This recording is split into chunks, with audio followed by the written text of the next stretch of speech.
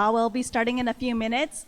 My name is Gloria Perlas Polito, and I'm the External Affairs for Southern California for State Treasurer, and I work out of the LA office. And I just wanted to go over a couple housekeeping items before we begin. So remember to please silence your cell phones during the presentation, and restrooms are straight back.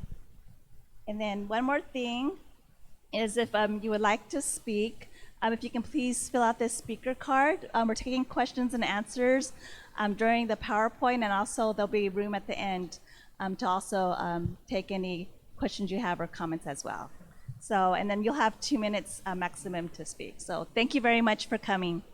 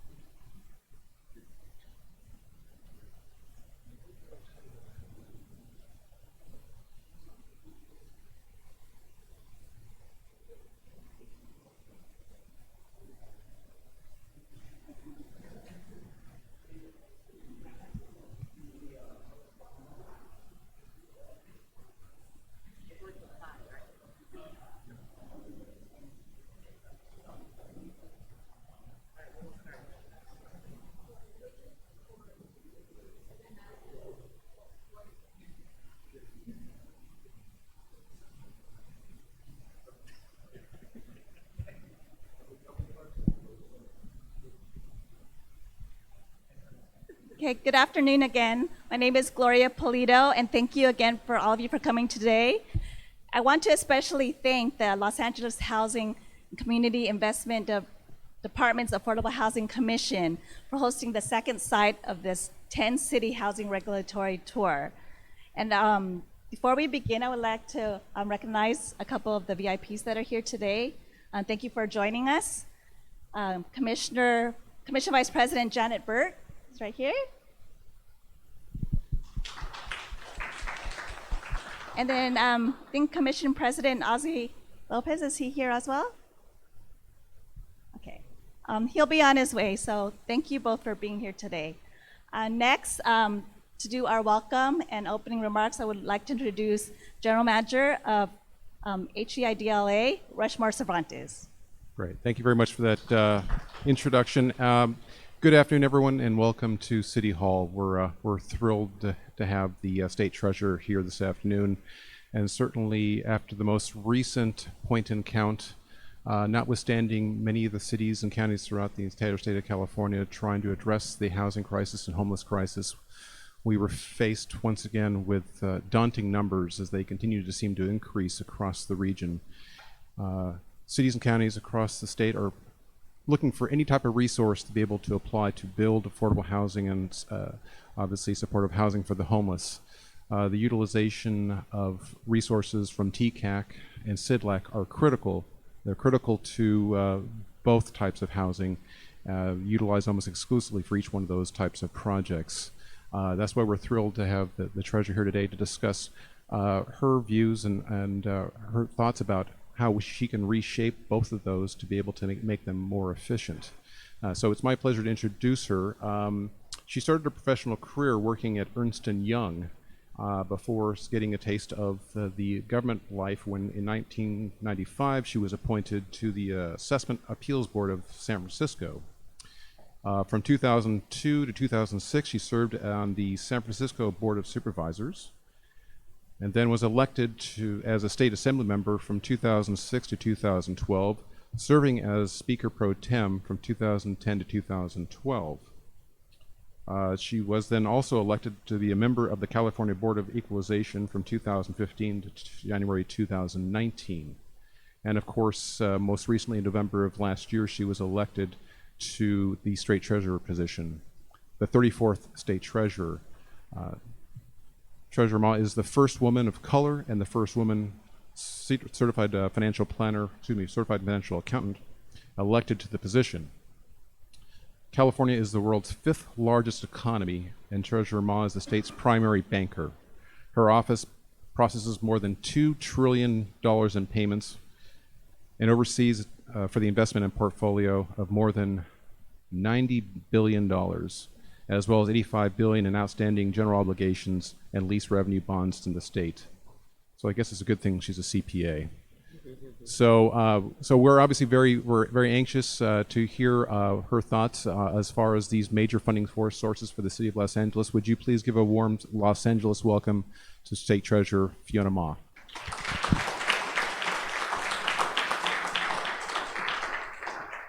Thank you very much. These chairs are really low, so I'm just going to stand for a minute and give my introductory remarks. Great to see everyone. Some of you know that when we first started in office on January 7th, one of our commitments was to housing, to try to help Governor Gavin Newsom with his ambitious goals of producing 3.5 million new homes by 2025. And you probably wonder why 2025? Well, we as constitutionals can serve an 8-year term max, and so that coincides with his 8 years, and it coincides with my 8 years. So we took this opportunity to really go out into the communities. We went to 5 different cities on a general listening housing tour, LA being one of it, and it was a packed room of just folks who talked about the needs of housing and what we should be thinking about as a state. And today is really focused more on regulation reforms to TCAC and CDLAC. So Rushmore said, well, I hope it's not Friday, or, you know, that there are not more people. And I told him most of the people I think are really here because they understand the regulations. So you are much smarter than myself. We've got 2 experts here who are going to be talking about the presentation. Exactly. You know, when I started this job, I have that geeky side where over $2 trillion comes through my office. I oversee $100 billion in investments, $95 billion in bonds. But I also chair 16 boards and commissions. And what we decided to do was to streamline the number of deputies.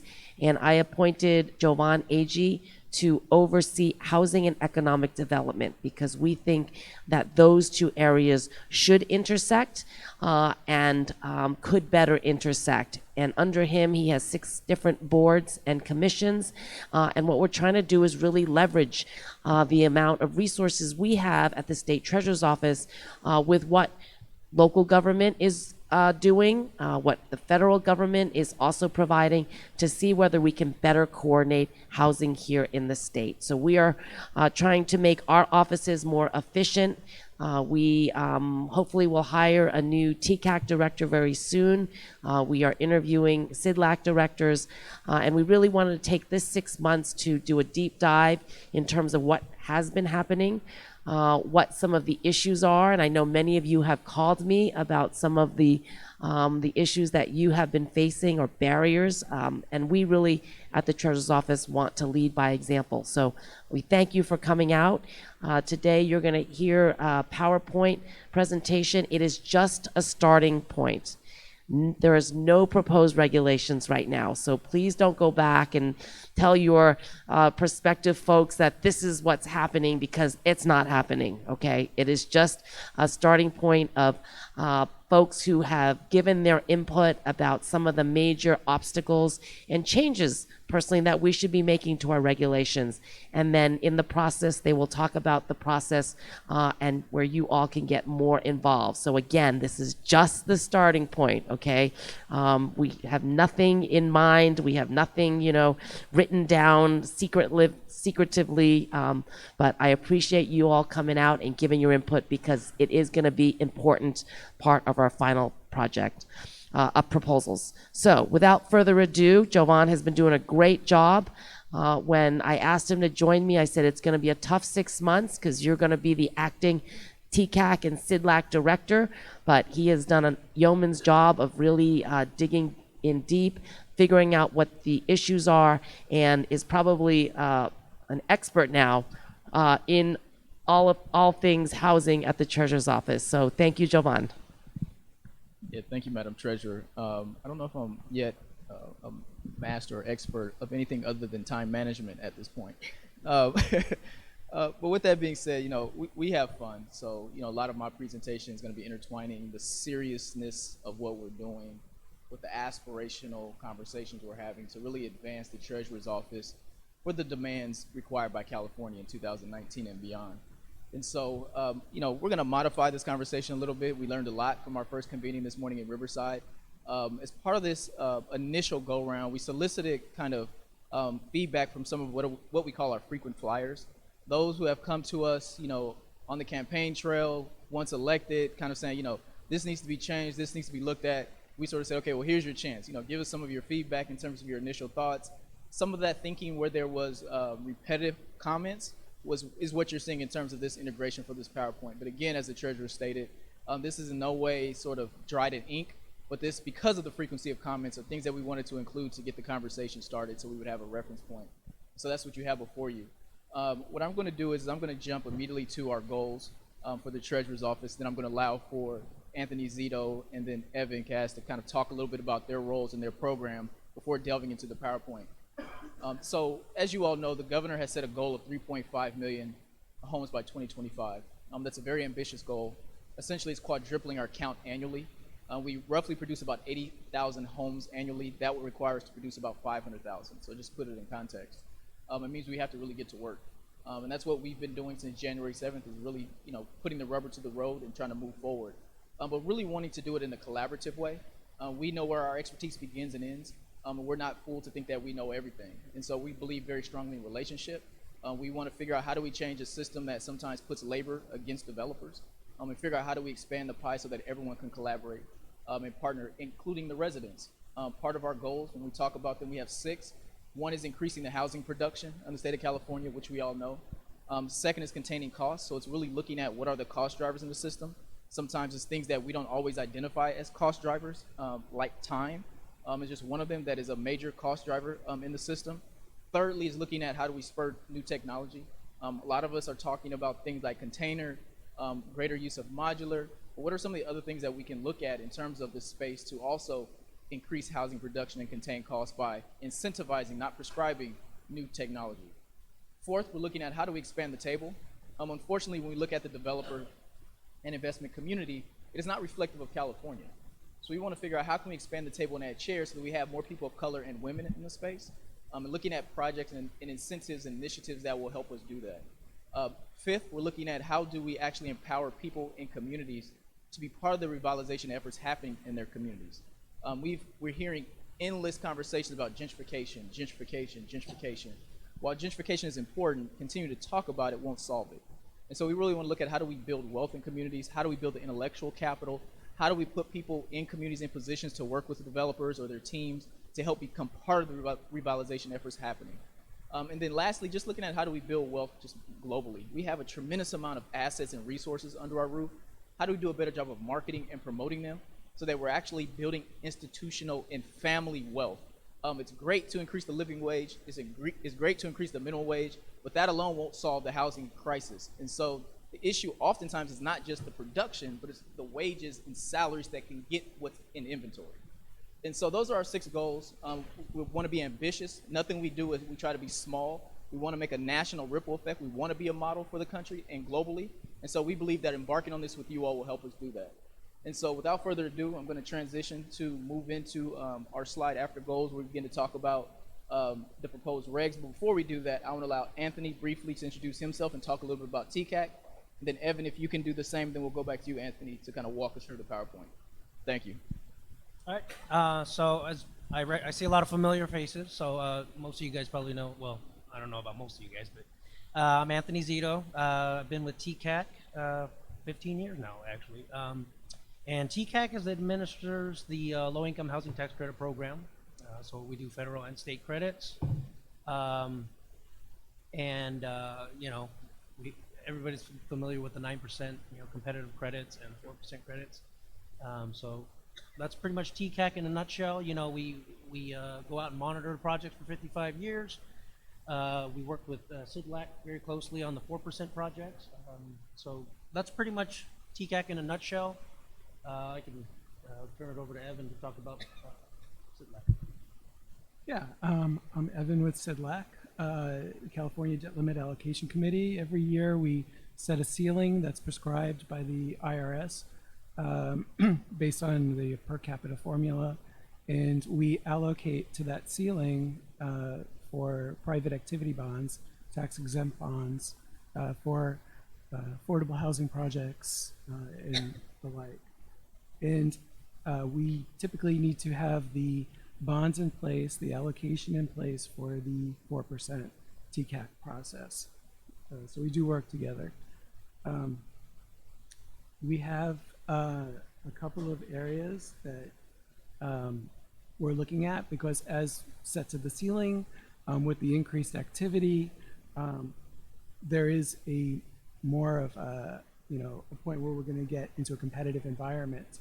So this is an opportune time to come in and look at updating our regulations with TCAC. So we're pretty much, as Jovan mentioned, after the first session, so we went into a lot of detail, and in the interest of time, we're going to just go ahead and go through what we've been hearing from outside parties, and I'll go ahead and let Evan start with the 4%.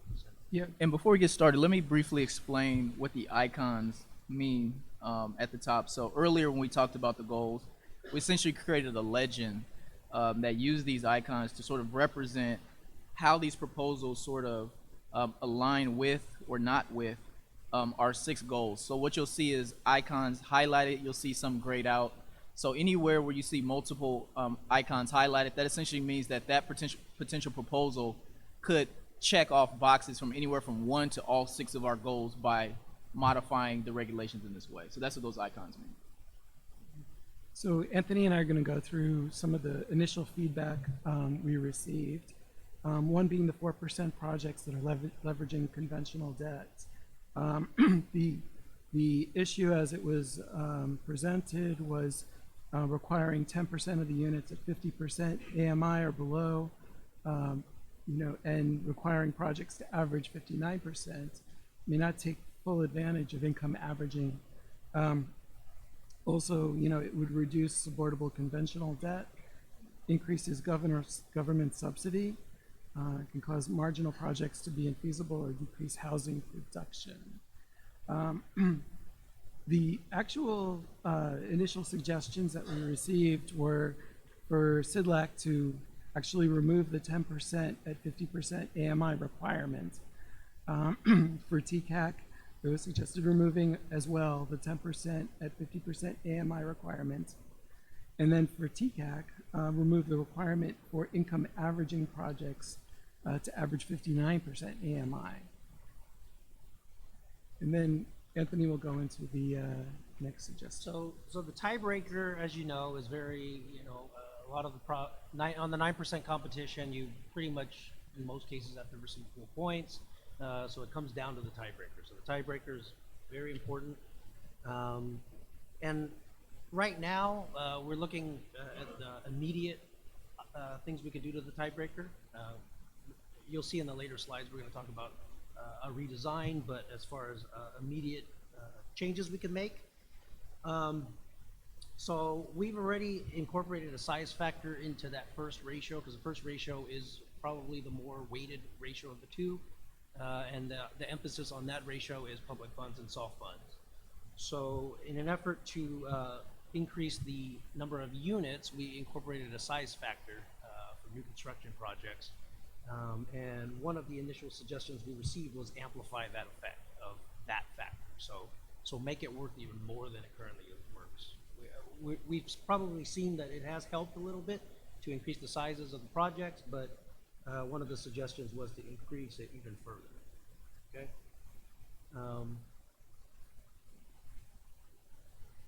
Right, and then the second ratio, which is requested basis over total residential project costs. It's 1 minus that ratio. When it first was created years ago, they were equally weighted with the first ratio, and then we felt that okay, well maybe it shouldn't be weighted as much, so we added that divided by 3 portion to that.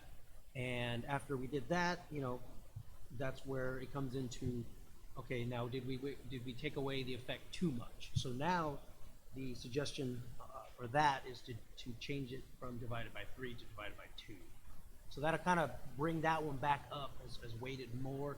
And what that'll do is that'll, the requested basis ultimately calculates the amount of credits a project would receive. So that would encourage, projects to reduce their request for basis. And I'm just going to tell you, I'm kind of going through this really quicker than the slides probably, but I'm just, in the interest of time, we want to try to get through all of these, so we're going to just keep moving. And if anybody, you guys have, are we going to just take comments and stuff as we go? Yeah, if any of you have suggestions, we want this to be an open dialogue. So don't feel compelled to wait till the presentation is done. If you have a question, flag us, get one of our attention. So I guess we have some question cards. Are there any questions on anything that's been presented thus far? Or suggestions, comments, concerns? Okay. Yeah, why don't we go to the first batch of speakers we have thus far? Can we have Helmi Hezarek, Caroline Kelly, and Julie Ebby McKenzie?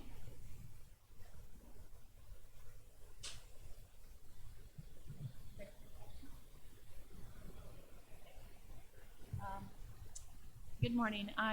Or good afternoon. Can you hear me? Is this on? Okay, great. Hi, good afternoon. Helmi Hisserick. I'm a housing director here at the Housing and Community Investment Department of Los Angeles. The question I have is actually not related to this program that you're talking about now. It is related to a program we call NOAA, Loan Program, or Naturally Occurring Affordable Housing Loans. What we're attempting to do here in Los Angeles is to provide a shallow subsidy to properties that are naturally affordable, already occupied by lower income households, so that we can put on a regulatory agreement and keep them affordable over the long term. And we're particularly targeting properties that are in gentrifying areas. So it's an effort to use shallow subsidies and to really incentivize the private market to stabilize properties that are serving lower income households. One of the things that has been a challenge for us has been lack of certainty on the welfare tax exemption or the property tax abatement. So to the extent we can work with you to come up with a way for us to clearly know that the properties will be abated, property taxes will be abated for lower income households when we put a regulatory agreement on it, creating certainty around that would be very, very helpful. And we're actively involved in the monitoring of those units and of monitoring of the regulatory agreement, so we would be happy to play a role in helping to confirm those units. Yeah, and I know that that's been an issue, the welfare tax exemption. So if you could, send us an email, and we will try to figure out how best to, move it in the process. It could be under the State Board of Equalization, which oversees property taxes in the assessor's office. But we will help navigate that. Great, we'd be happy to put together a proposal. And also, I would just ask as well. So there's actually a project. There's a project in particular that we've been trying to help navigate the system. So at the state level, Cali Chappé really primarily kind of runs point over the NOAA effort. We are involved because for every successful NOAA project there's a 30% less impact on our tax credits, right? So it makes sense, it makes them more available while keeping inventory. But on issues like that, I think where we can help, we've been trying to play a leadership role in terms of coordinating all the various state agencies, because even though we're not directly involved, it has an indirect impact on us. So just please, as the chair said, keep the pipeline open, because if we don't know, it doesn't naturally come through our doors. Great, thank you for being here.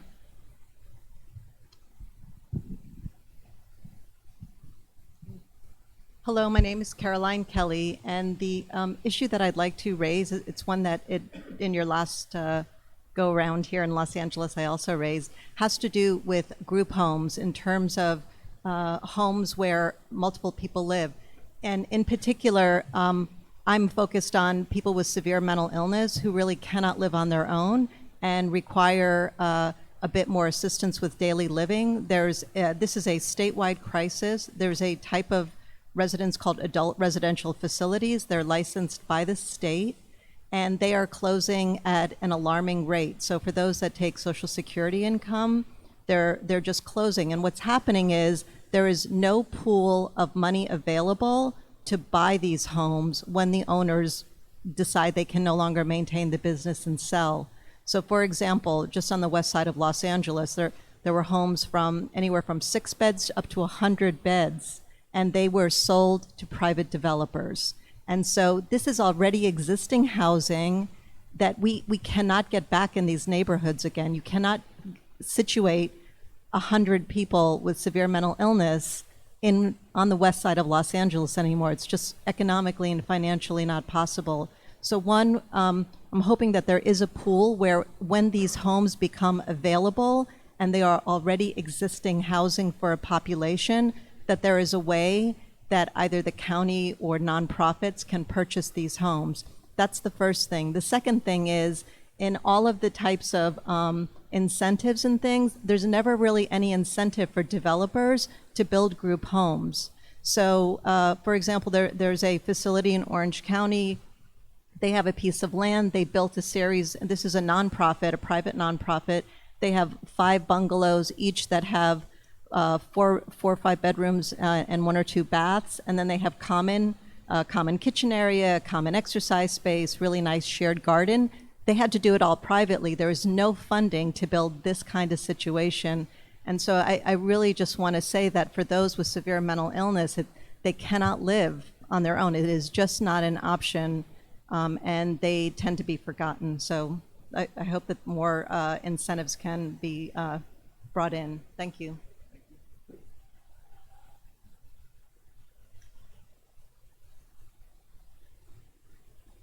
Good afternoon.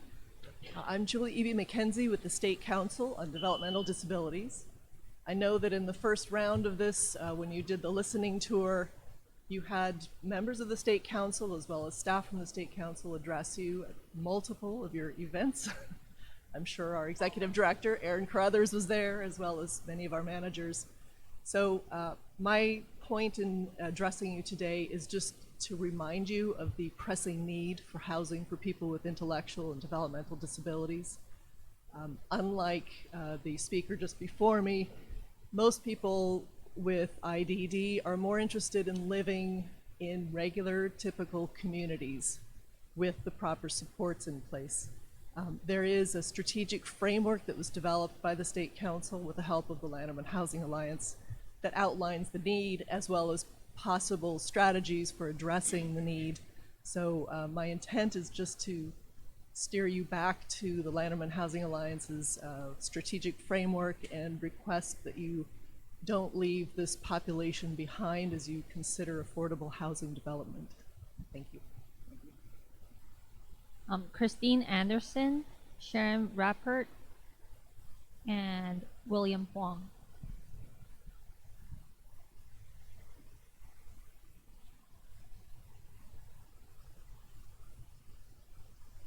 Good afternoon. I'm Sharon Rapport. I'm with the Corporation for Supportive Housing. We're a national nonprofit and a community development financial institution, and we work to prevent and end homelessness. So I really appreciate you being here. We are, focused on ending homelessness statewide, and one of the things that we feel like the CTCAC has moved in great direction is to provide incentives to create more supportive housing for people experiencing homelessness, and so we'd like to preserve those incentives and even increase how much of the credits are going to create supportive housing, especially now that there's a lot of state funding around to create more supportive housing. The other issue, though, is that, as you know, homelessness is increasing at alarming rates in a number of counties. Here in LA County, it increased by 12% over the last year. And the greatest number of people becoming homeless is for people who are newly homeless, experiencing homelessness for the first time because they can't afford housing. And one of the ways that we think that could be addressed is just by creating housing for people experiencing homelessness who don't necessarily need supportive housing. So really trying to target people at the lowest income ranges. And one idea that we had to suggest is including for all affordable projects a certain percentage that would be dedicated to people experiencing homelessness who don't necessarily need supportive housing, but need an affordable place to live. We think that this could dramatically increase the number of units available specifically for that population. Right now, there really are very few options for that population. Either people can get into supportive housing or affordable housing. If they have low enough incomes, they can access supportive housing, but they may not need it, so they may not meet the eligibility criteria. They may not meet the eligibility criteria for affordable housing because they can't afford affordable housing. Their incomes are too low. So we really are hoping to create some means of creating a lot more units of affordable housing for people experiencing homelessness who don't meet the eligibility criteria for supportive housing. Thank you.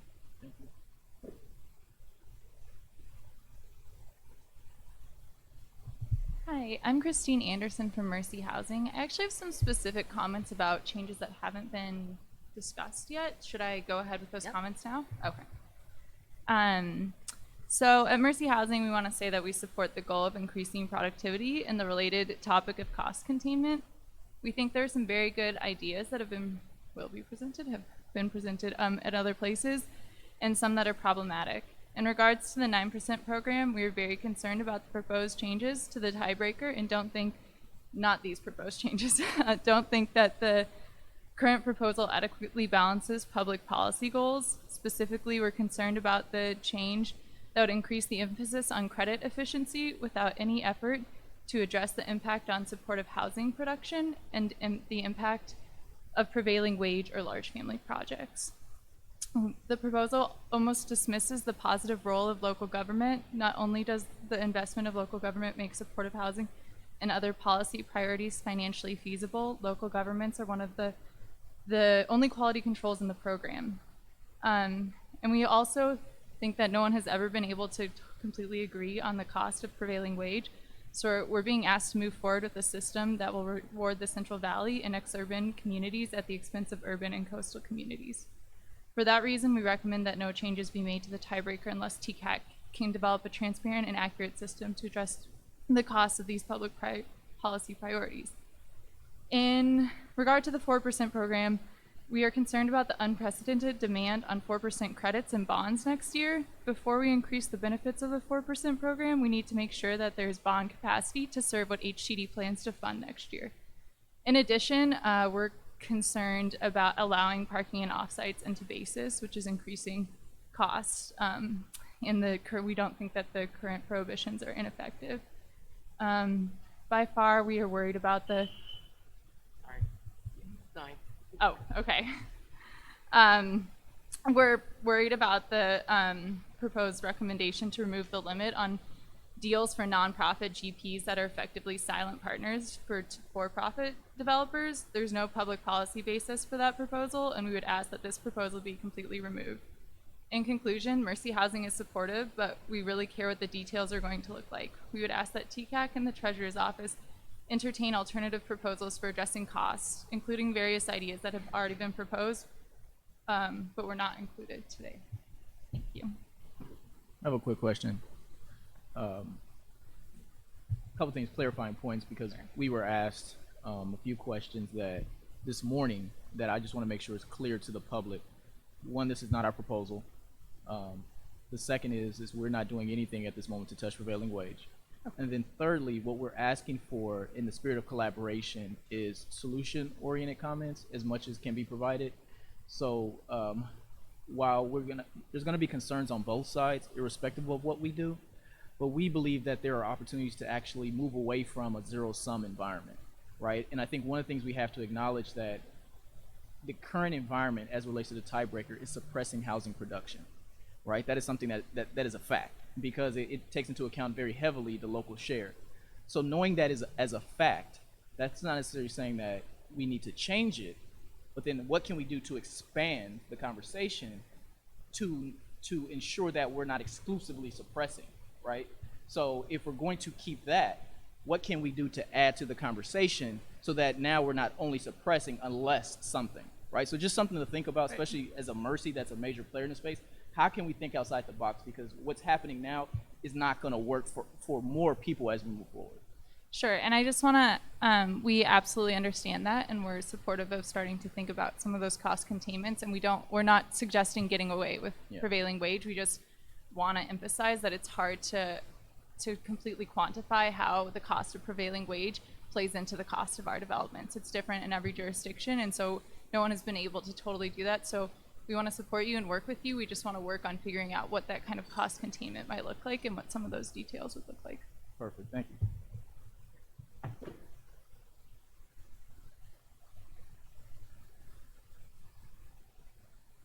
Hi, I'm Bill Wong. I'm the housing director for the city of Pasadena, and we are a housing department plus a public housing agency plus a continuum of care. So we sort of do all three of those together. One of the things I wanted to bring up is that TCAC has had this cap for senior housing, allocations for senior housing, and doesn't recognize the growing demographic. Seniors are getting hammered in this economy with fixed incomes and rising housing costs. We're seeing homeless seniors as the fastest growing segment of our homeless subpopulation. It is the largest subpopulation and the fastest growing segment of our homeless population. So increasing that cap, getting off the 15%, which has been there for decades, well, I think decades, I think is warranted. And then the other thing is kind of building off of what Helmy was talking about with the naturally occurring affordable housing. And most of the traditional affordable housing sources are geared towards new construction and or substantial rehab. Both of those take a long time and are very expensive. And if more funding could be released for acquisitions that are vacant, that need little or no rehab, or acquisitions that do have some occupancy in there where they could turn over time, would be very helpful. We get more housing and would be less expensive. And then lastly, in Pasadena, we're experiencing a tremendous building boom, almost all of which is luxury housing. Many of these developers are utilizing the density bonus. So perhaps there could be a expansion of the density bonus that would allow the very low and moderate income units you need to get a density bonus, the remaining units, to be deed restricted at workforce levels. Maybe the developer is granted a higher density bonus and or a welfare exemption for property taxes. We think that might generate more deed restricted housing. So we need housing supply is important, but we don't need more luxury housing. It needs to be long-term income deed restricted housing. That's the target we need to increase. Thank you. Thank you. Okay, can I have Alan Greenlee, Javier Gaucher, and Rochelle Mills?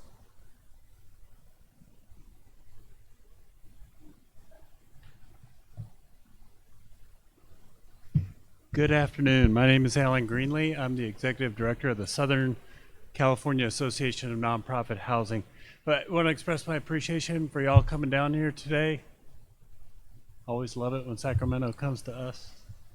And really appreciate the fact that you guys are continuing to have this listening posture. Just one friendly amendment to the way this day is going. My impression is that there's a whole bunch of information there that we don't have, which makes it hard for us to ask a question.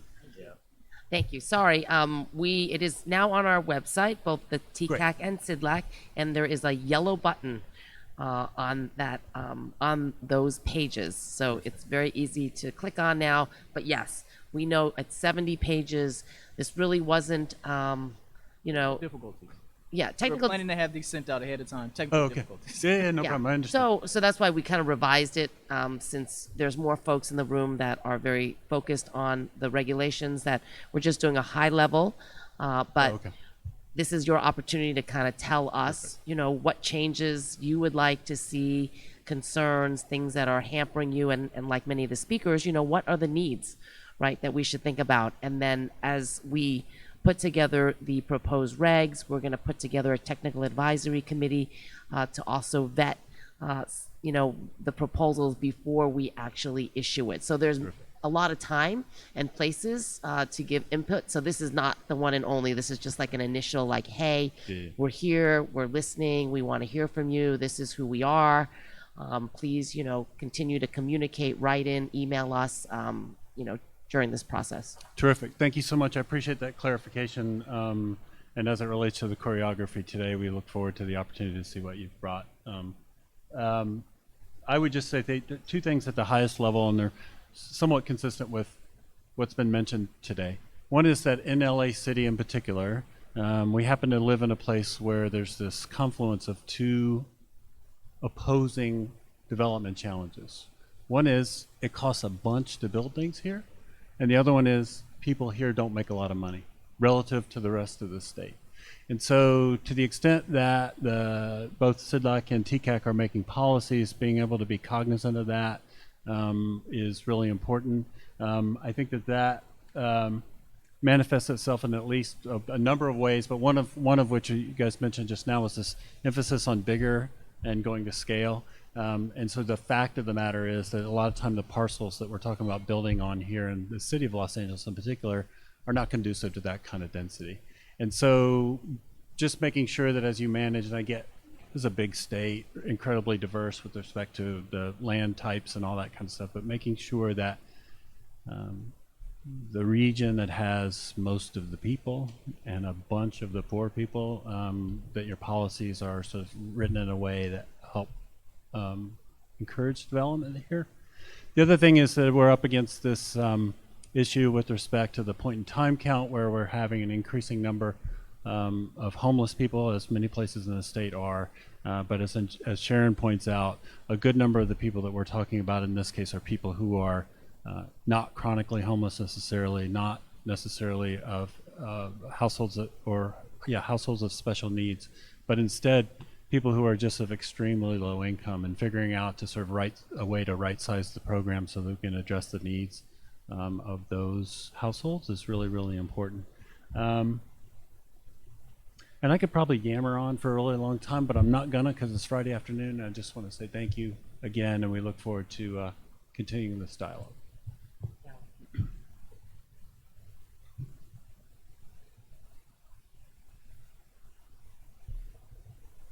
Good afternoon. Thank you for being here. My name is Xavier Goucher. I work with an organization called Passive House California. It's promoting the Passive House standard, which is the leading low energy standard in the world.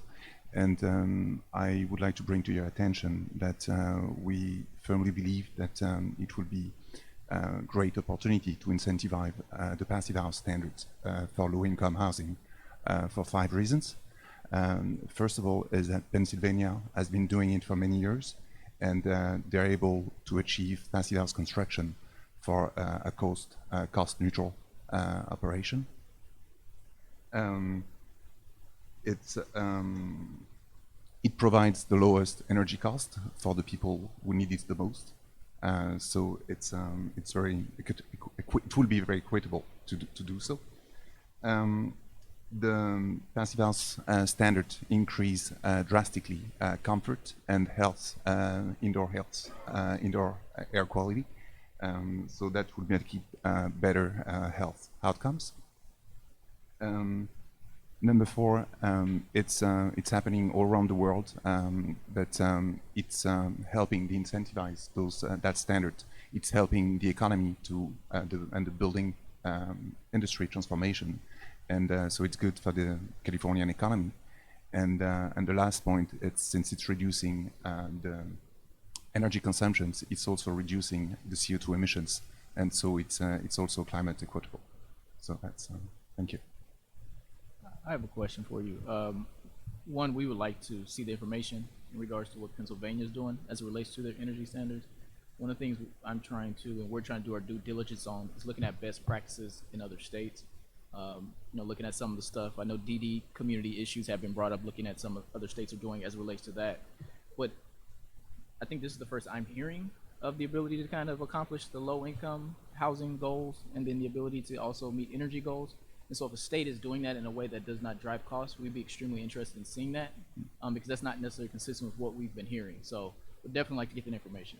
There is a learning curve, okay. But as soon as that learning curve is climbed, and it's happening all around the world. New York is using it, Vancouver is using it, so I would be happy to provide information. All right, thank you, appreciate it. Thank you very much.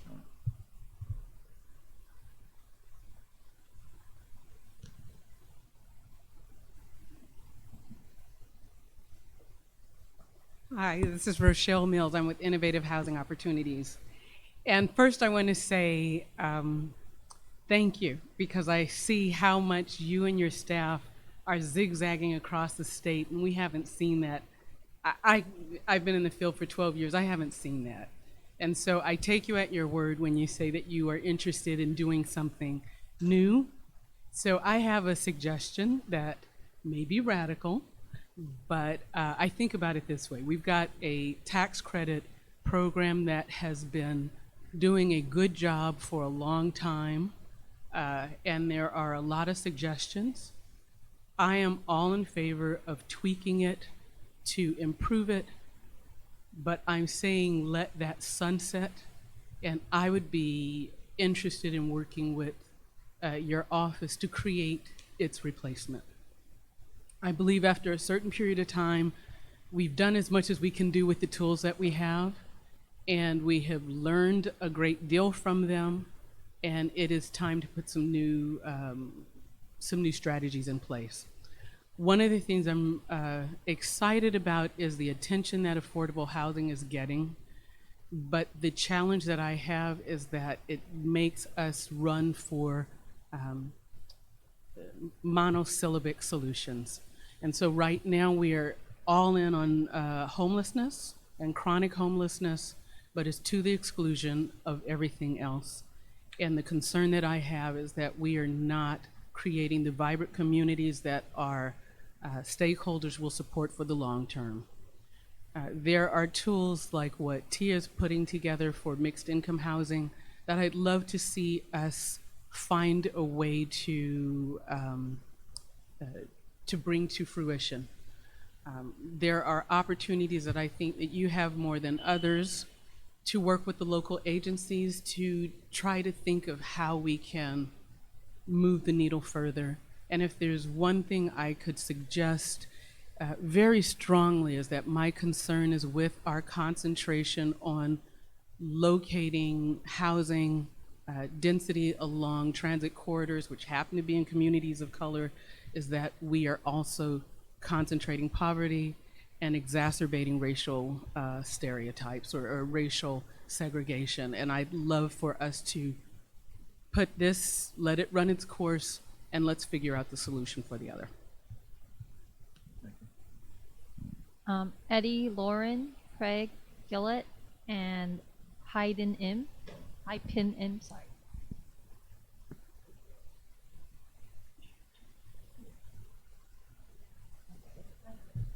Good to see you guys again. First of all, with Helmy, it's the same project. I want to thank you for helping us out, and it's really important to have an off-the-shelf LURA so we can, if anybody wants to voluntarily put on restrictions, we should be welcoming them with open arms. So if we can get that land use restriction off the shelf, slap it on when we close escrow, would have saved a lot in this pilot. The other thing I want to talk about here is the opportunity zone is a great, incredible, no pun intended, opportunity. I believe I've cracked the code on a half LIHTC, half market rate solution to save soft money. So that can get a lot more movement in terms of putting on new units. The challenge, not only on having that LURA, is if we can have a middle income tax credit, that could help buoy up some of the low income units so we can go lower on the scale. So it's more of a mixed income suggestion. And if we can incentivize in the opportunity zones specifically, we can help with that displacement gentrification issue, because otherwise, there's no incentive. I'm also trying to work on that low-income housing safe harbor, which hopefully we'll be able to get accomplished. But I think from your standpoint, if we could encourage the middle-income tax credit in combination with mixed income opportunity zones, as well as CEQA, is that an exemption in CEQA and opportunity zones being considered? Right now, they're negotiating the budget. I think they're just about there, and then we will be able to see what made it into the final budget. But I know that there's a lot of housing money, a lot of housing provisions in the budget. We just don't know what made it through, all three houses. Great. Well, thank you very much for all you guys do.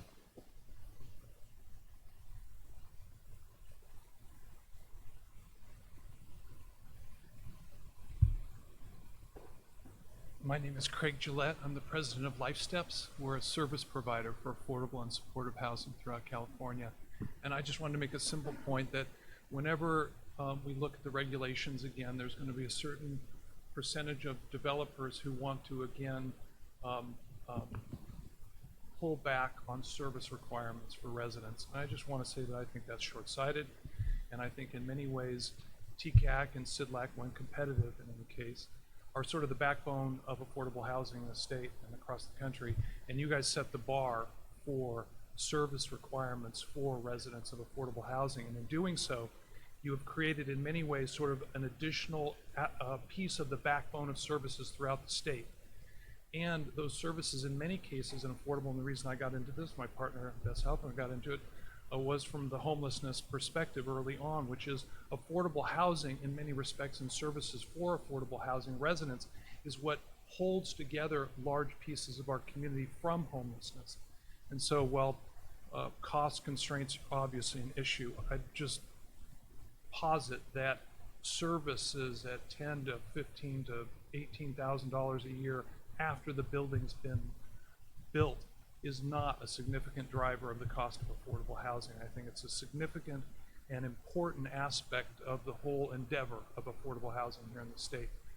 I'd also like just one last second to say that in the current climate where we're layering in supportive housing anyway, and supportive housing funding sources are requiring already that all the affordable housing residents also get the same minimal and enhanced services as the supportive housing residents. Resident services for the affordable units is here anyway. And that's what I'd like to present today. Thank you so much for your time, and thank you so much for all the effort that you guys are putting into this.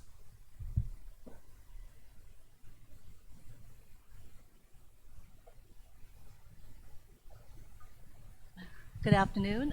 My name is Hei Pinim, and I run a nonprofit called Faith and Community Empowerment. And we do a lot of different things connecting church and community, but also we have been working in the housing field for 18 years.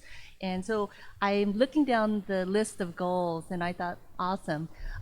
In terms of increasing housing production, I've seen that in terms of a lot of the conversations, it focuses more on affordable housing in the context of more rentals, but not so much on home ownership. So I just want to put that out there that in many ways to prevent homelessness, home ownership, mortgage payments continue to stay the same over the years, right?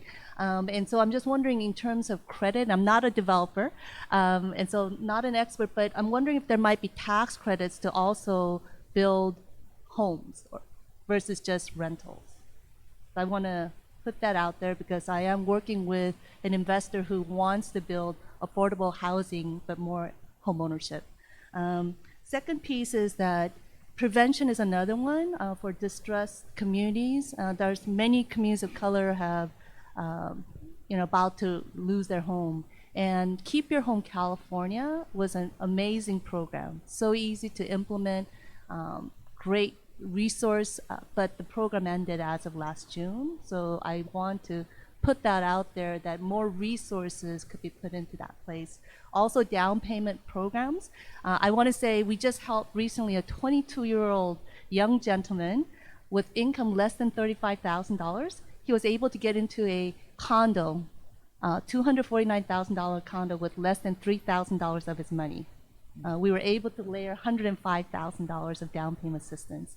So I just want to say those kind of programs would really help, again, to maintain and prevent homelessness as well.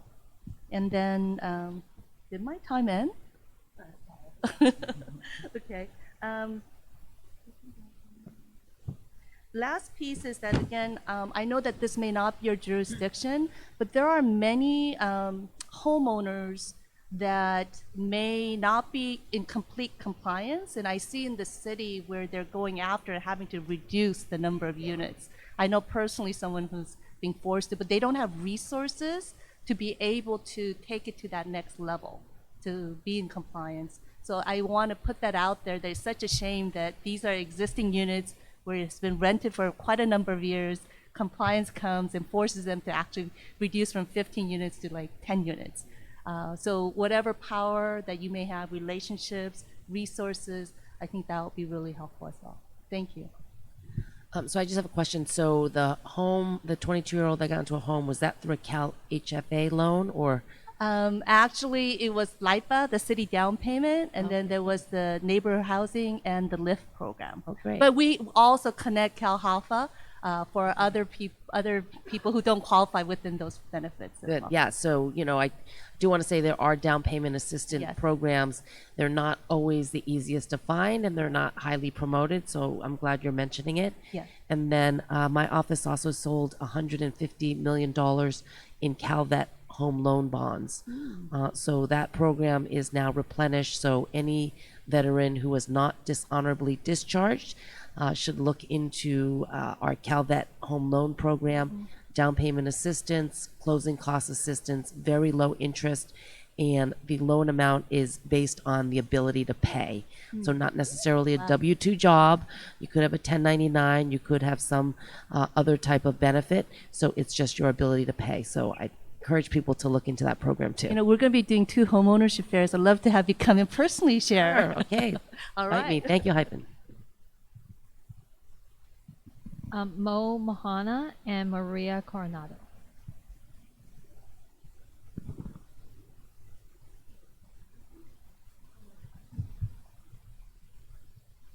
Hi, my name is Mo Mohana with High Ridge Costa. We are an affordable for-profit housing developer.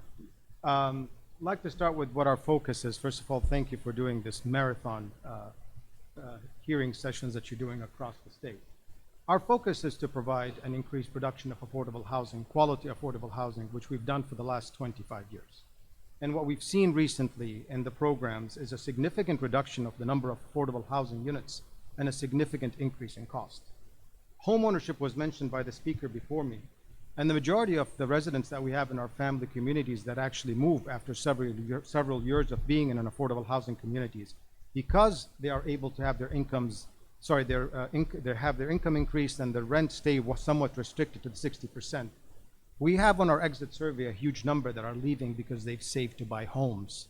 Affordable housing is the path for home ownership. Not subsidized affordable housing, but affordable housing that is workforce type housing. That was what the program was originally before the numbers have dropped to half. We wonder today why production has went down. I'll give you a comparison of a project in LA that is currently under construction that is averaging within the $500,000+ a unit as we're seeing the averages, and a comparable high rise in Oahu, Hawaii prevailing wage that's $150,000 less a unit. We must ask ourselves what's going on with the program. The issue is efficiency. While the program focuses on housing, it cannot and will not and shall not address every social issue that is out there. Homelessness is a huge issue. Why is it increasing? Because the production of affordable housing for the families that are at risk, that are working with limited income, has significantly reduced. As a result, we're seeing a huge influx of homeless housing.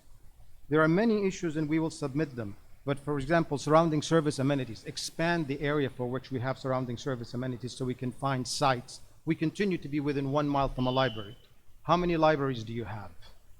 Brokers and landowners today know, oh, you're another tax credit developer because we're within that 1 mile. Then we need to find a 25,000 square foot supermarket. There's neighborhood markets now that are significantly less. And where did the word delicatessen come as a requirement to provide affordable housing? Information and rules and regulations have been tacked on over the years since this program was changed to a point program. Never the intention for the points to be maximized by the original author, executive director who did that at that time. The intention was not to hit the ratio tiebreakers, but everyone is being maxed out. Construction standards.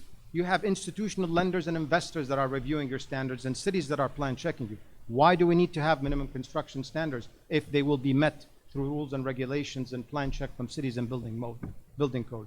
Sustainable building methods. If truly, and I do believe there are probably good methods, but if truly these methods are so good in cost savings for the landlord and for everyone there, why aren't they widely being used by the market rate developers? Why are we using affordable housing to be the guinea pig of these ideas that may or may not pan out, that we need studies and analysis for them to pan out?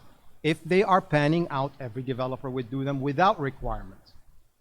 Please focus on what is important for affordable housing, to provide housing for those that need it and not make it a setting example, a trend example of what may or may not work.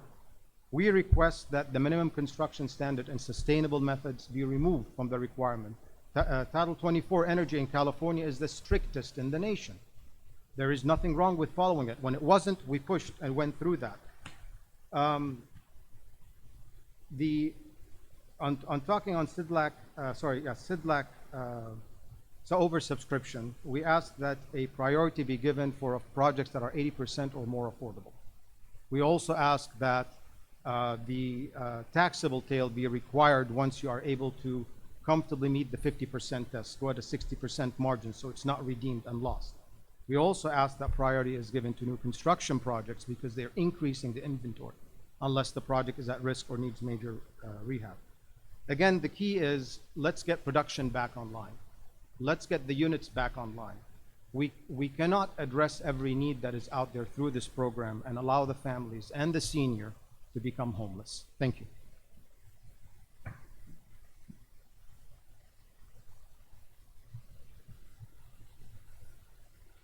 Hello, good afternoon. My name is Maria Coronado with the Southwest Carpenters, card-carrying union member, carpenter. And I think the problem we have is twofold. People need housing, but they also need a living wage. And you know, on average, people that housing construction workers make 33% less than non-residential construction and 24% less than all other jobs. So basically, they're making minimum wage. And as a heavy highway bridge carpenter, I want to tell you a little bit about what it's like to be out there in the field. You wake up early in the morning, you know, get there before anybody else. Most people aren't even awake yet when we're out there starting our day. And then you work through the heat. It's backbreaking work. And so you have people essentially that are working at McDonald's and Burger King making the same amount of money than somebody out there breaking their back to build California. So my thought is, you know, we're talking about the future of California, but what about the future of Californians? You know, we have, within the Southwest Carpenters, we have registered apprenticeship programs. And so we bring people in. I've seen myself, homeless women, women that have had been in abusive homes, coming in off the street, starting in on an apprenticeship program, paying for their kids themselves, you know, struggling out there, but making it happen. And some of them are on the edge of losing that, you know, because of the housing costs, right? So I think if we raise the wages, then the housing cost problem will take care of itself. So there was a woman that came in, said she was living in her car, started in one of our pre-apprenticeship programs, and then I remember the day she came in to me and said, hey, we're getting an apartment. So she was able to afford it by making that living wage. So I'm thinking, you know, a tax credit for women, people of color, people that are disadvantaged, veterans, and that sort of thing. You know, so we offer that state-of-the-art training, and what it is teaching a person to fish instead of giving them a fish, right? And that helps with that housing problem. And the residential carpenters, you know, anybody who's out there building, plumbers, electricians, they're all out there working really hard to do this. So I think, you know, it'd be super important if we address that issue as well. And you know, we offer a pension and health care. It keeps people off of social programs, right? So it's something that, you know, I feel strongly about because I'm out there working for working families. And when we do these things, it isn't just one family that we help, because then their kids grow up and they have, you know, opportunities that, you know, a God-given right to education and you know, food, things that they need. And you know, I was speaking with one of my former apprentices the other day. He has 7 kids, right? And I said, you have another one, you know, 7, that's a lot, you're a brave man. And he said, that's okay, I can pay for him. You know, so he's not worried about it. He's not on any social programs, he's handling it himself. So, you know, I mean, there's a lot of opportunity out there to build. You know, there's a lot of different ways that we can go about this. But I think addressing that issue and helping people along the way to build the future of Californians, that would be important. Thank you for your time.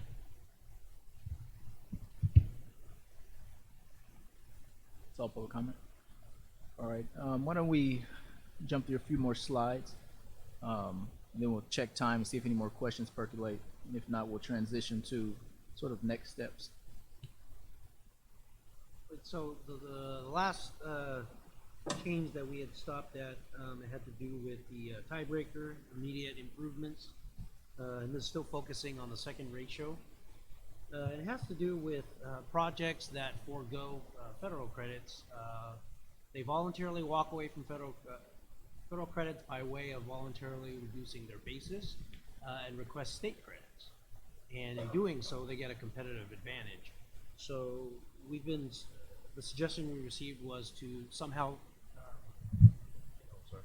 quantify the state credits so that those projects that are still getting the federal credit with the tiebreaker, the requested basis still being elevated, those ones that are also getting state credit with the lower one, to quantify that state credit so that they also get the disadvantage.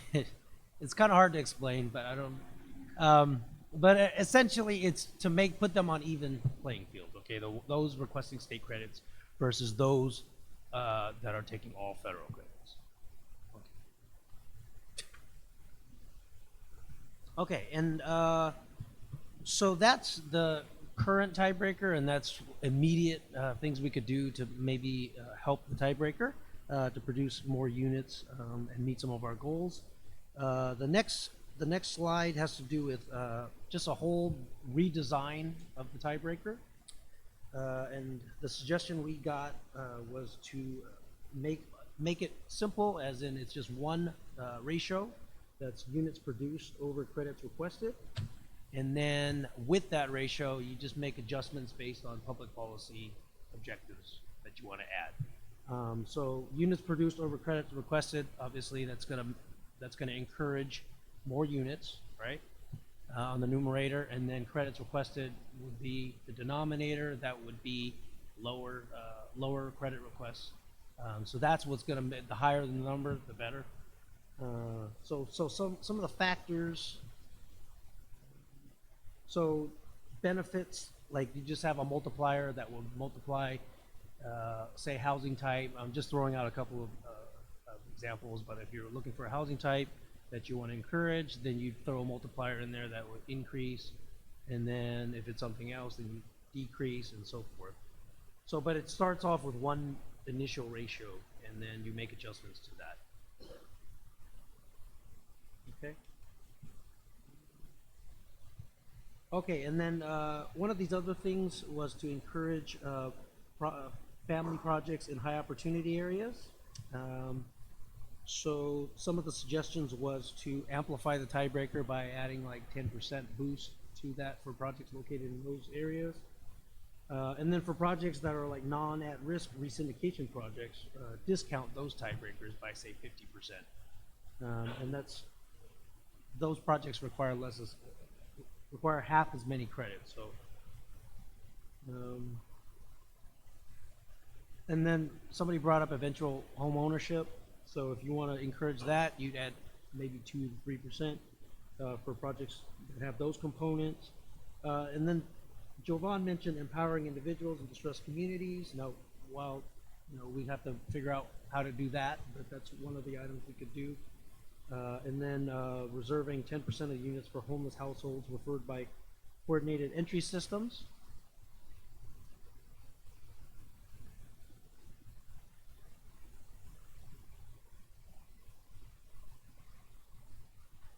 Okay, so one other item had to do with costs. So one of the suggestions was you could take the applicant's actual credit request and then compare it to the state average for square footage, location, related costs, and wage rates. And you can adjust the tiebreaker in that manner.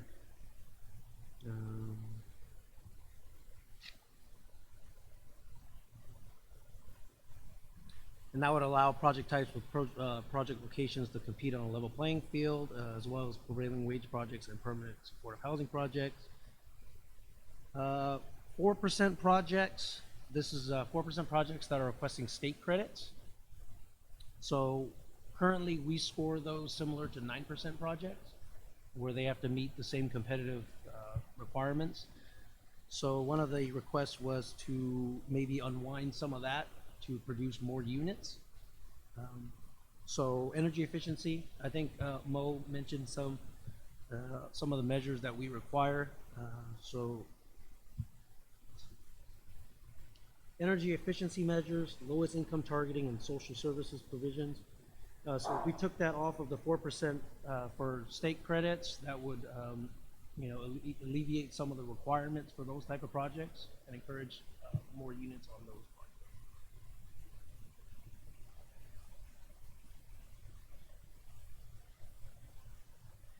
All right, we're going to move into cost containment measures now.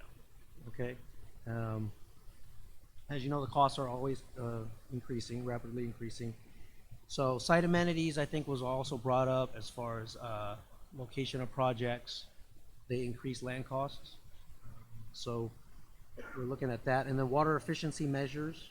Right now, they score about 3 points, I think, versus other energy efficiency measures, which would get you 5 points. And then senior projects, they require 50% of the units to be ADA requirements. So what we received was to maybe help out those in that. So for CDLAC and TCAC, when we score the site amenities, for say if you have a public school that you're getting points for, if you have multiple ones, you still only get the same amount of points.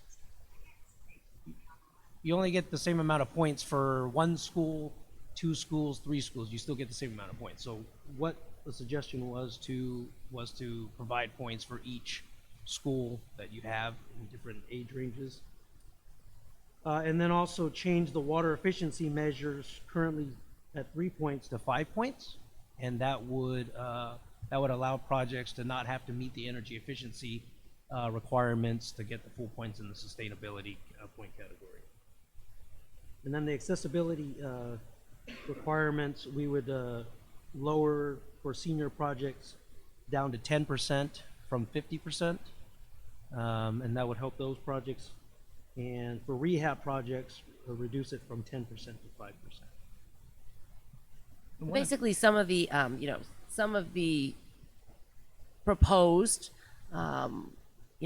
items here in this PowerPoint. Again, it is on the TCAC and CDLAC websites now, and it is in a yellow box, so it's easy to delineate. Are just examples, and many of you have mentioned some of the concerns that you have, and some of them are in the proposal, but we would really like you to go back and talk about it with your folks, and then send us written comments as well in terms of, hey, yes, we talked about senior housing and how that is limiting senior housing. This would really incentivize more senior housing if you did this with our regulations. So, we're really here just to let you know that we are listening. This is the time. We want to hear from you, not only here in person, but also in written testimony as well. And then I'm just going to add as well is that, there's so many factors that go into cost drivers in terms of development. And so one of the things that while we didn't incorporate it into the PowerPoint, I think we alluded to it earlier about incentivizing good behavior.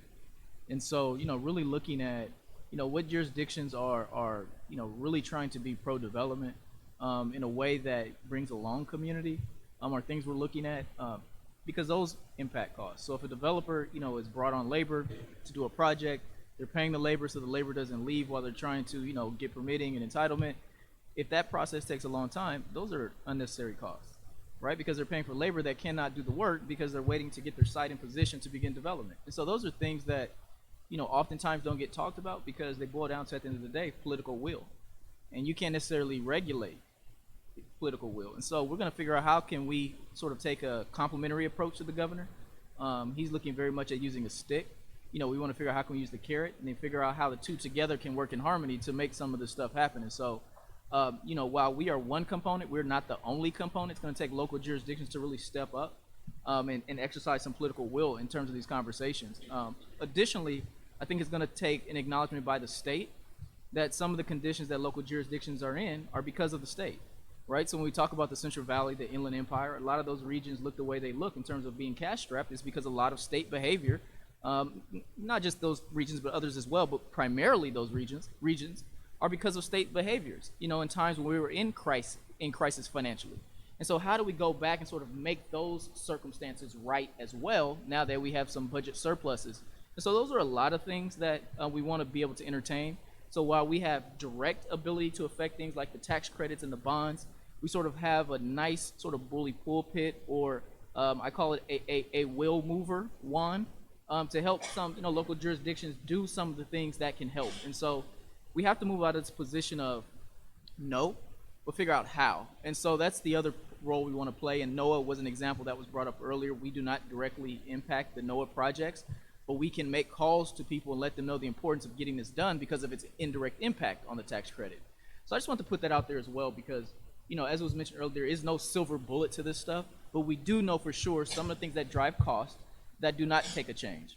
And we see it happen all the time with major arenas, right? We don't see CEQAs having to be revised and all these things to get major projects done for shrines to athletes.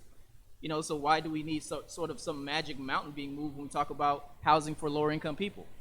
And so I think those are just some honest dialogue we have to inject into the conversation as well, because no matter how many road trips we do, no matter how exhaustive we are, no matter how big the treasurer's heart is, right, in terms of really caring about this issue, if we don't have partners that exercise political will, there's nothing that she can do from this dais that will change the realities. And so we want to figure out where are those impediments to getting some of this done and figure out how can we have conversations with them to help them get to where we need them to be to create the partnership to make some of this stuff happen as well.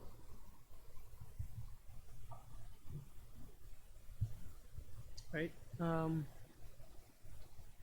So another item that we had and people have commented on was removing eligible basis exclusions.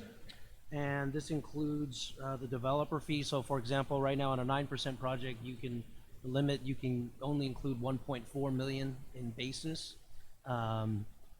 So there's been a suggestion to be able to include that full developer fee cost in basis.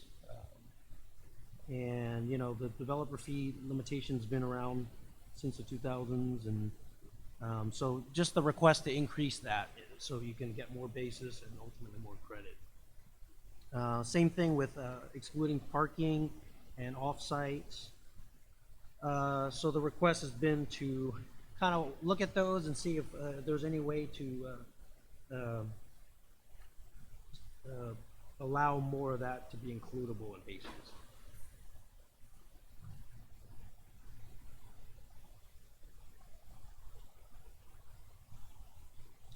Okay, and then developer fee. So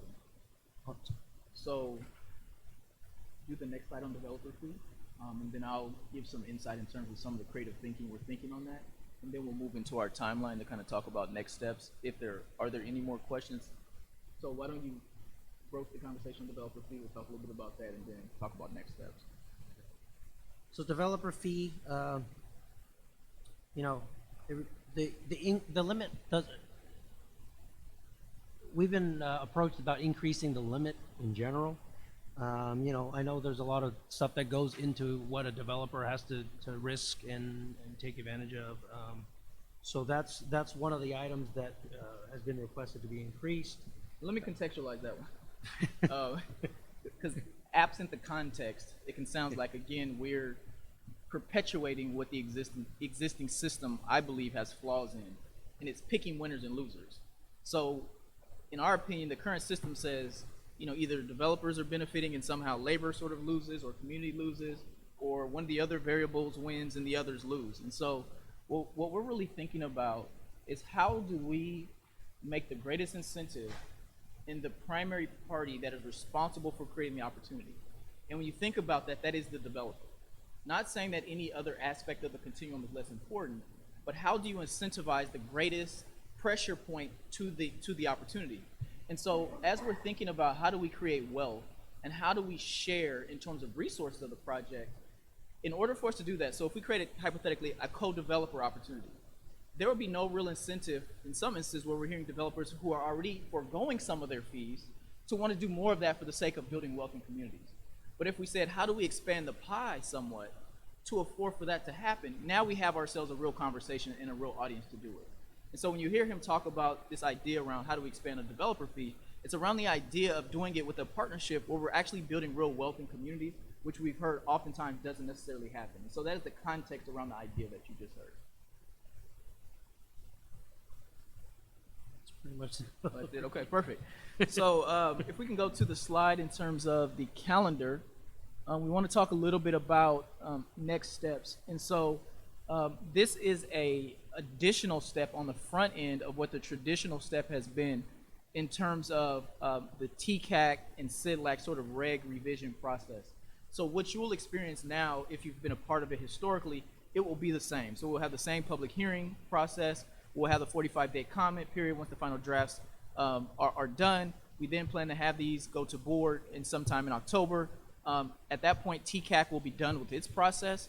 For CDLAC, it has to go to the Office of Administrative Law, OAL, for them to have their review, which can take anywhere from an additional 60 days to about 180 days. We hope it will be the former versus the latter, so we can get this buttoned up. But nonetheless, we wanted to include this process again as the Treasurer's commitment to have an inclusive and collaborative process. So while it is very time consuming, we feel it is very necessary for you all to be a part of this on the front end versus the back end with a very truncated window, which we believe is unrealistic for a real comment to be turned around. So essentially now you will have anywhere from 5 to 6 months to be thinking about some of these things as you integrate into the traditional process and give us some feedback. And so with that, if there aren't any additional comments, I hope this was not too boring for you all. I know this is a very weighty conversation, but hopefully in having it, you can appreciate the complications in doing some of this.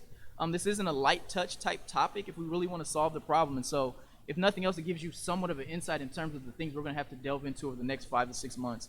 And so with that, I just want to say on behalf of myself and on the executive directors, we just appreciate your attention and your interest in this area. And for closing comments, we want to turn it over to the treasurer. Yeah, and I just want to say that, like I said at the beginning, the governor's office, HCD, as well as Cal HFA, we are all working collaboratively together. We are looking at how to streamline many of the processes and the procedures.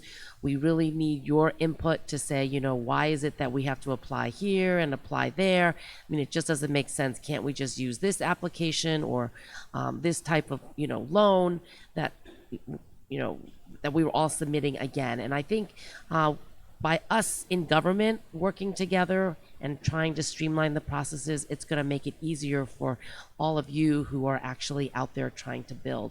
So I thank all of you for coming out. I know that it's a little wonky, it's a little technical, but it is up on the 2 websites now. We look forward to your comments. We will be putting together a technical advisory committee after we get all of the comments in, and if anybody would like to volunteer to be on that, we really are trying to make this process as transparent as possible. What I didn't want is to make changes and everyone saying, well, who did you listen to? Who was in the room? You know, why didn't my comment get, you know, incorporated? So this is really an opportunity for all of you to participate, and we're going to try to make this process as transparent as possible. But please understand that it is going to take some compromise, okay? If we are going to get to that 3.5 million homes, it's going to require compromise from everybody, okay? And I appreciate all of you coming, and I've worked with many of you and have met many of you in the past. And so that is my commitment to you, is that we are not trying to get winners or losers, but we're really trying to move the needle forward to build a California for Californians for the next decades to come, because we are changing. Demographics are changing. Where people are living are changing. What the needs are in communities are changing.